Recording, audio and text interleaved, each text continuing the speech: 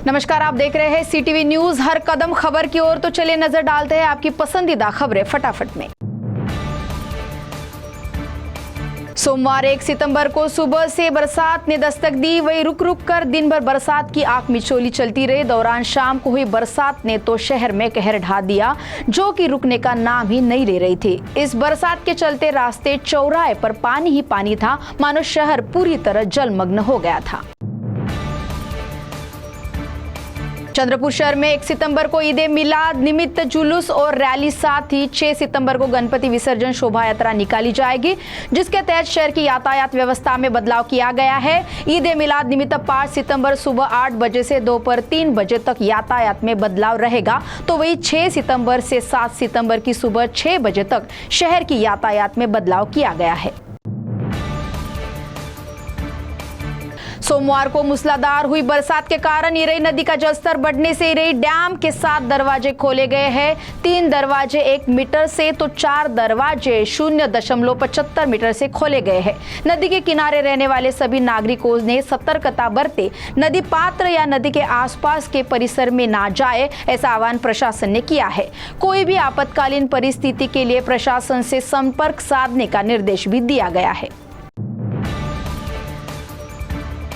पिछले 2 दिनों से गढ़चिरौली जिले के सिरोंचा आकिंसा परिसर में बिजली गुल हो गई है, जिससे स्थानिक नागरिक रोष जता रहे हैं। ग्रामीण भाग के नागरिक पहले ही असुविधाओं का सामना कर रहे हैं और अब ऐसे में बिजली आपूर्ति बार बार बंद होने की समस्या से जूझ रहे हैं। इस गंभीर समस्या की ओर प्रशासन आंखें मूंद कर बैठा है। यदि 10 दिनों के भीतर समस्या हल नहीं की गई तो तीव्र आंदोलन छेड़ेंगे, ऐसा इशारा स्थानिकों ने दिया है।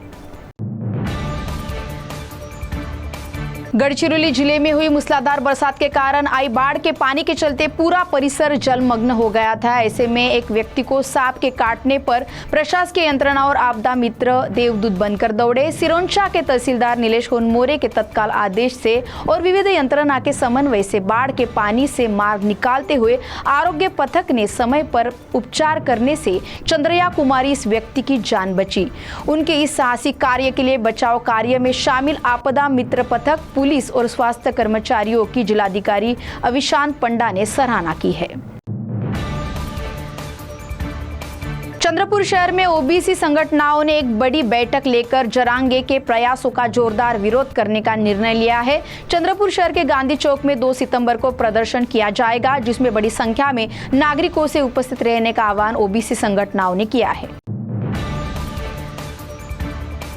दिग्रस परिसर में सोमवार हुई मूसलाधार बरसात के कारण अरुणावती डैम का जलस्तर 303.85 मीटर से ऊपर पहुंचा है। आज मंगलवार को अरुणावती डैम के पूरे 11 दरवाजे 50 सेंटीमीटर से खोले गए। नदी किनारे स्थित गांव को सतर्कता का इशारा दिया गया है।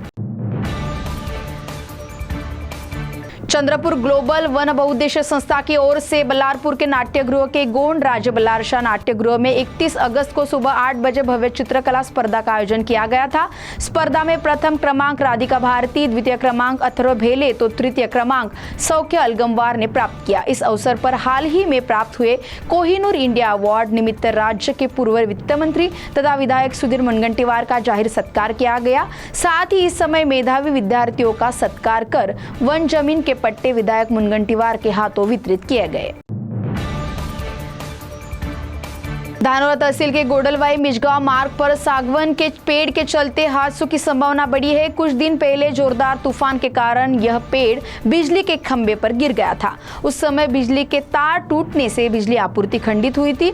यह पेड़ जड़ से जड़ नहीं काटा गया और तो और उसे आधार के लिए लगाई गई लकड़ी ना निकालने से यहाँ से गुजरने वाले राहगीरों के लिए यह स्थिति धोखादायक बनी हुई थी, जिससे दुर्घटना का डर नागरिकों में बना हुआ है। यदि किसी की जान गई तो जिम्मेदार कौन, ऐसा सवाल स्थानिकों ने उपस्थित किया है। जल्द ही यह पेड़ हटाकर रास्ता पूर्ववत शुरू करने की मांग की गई है। तो सीटीवी न्यूज हर कदम खबर की ओर में ये थी खबरें फटाफट। मिलते हैं कुछ ही देर में कुछ नई खबरों के साथ। आप बने रहे सीटीवी के साथ। नमस्कार।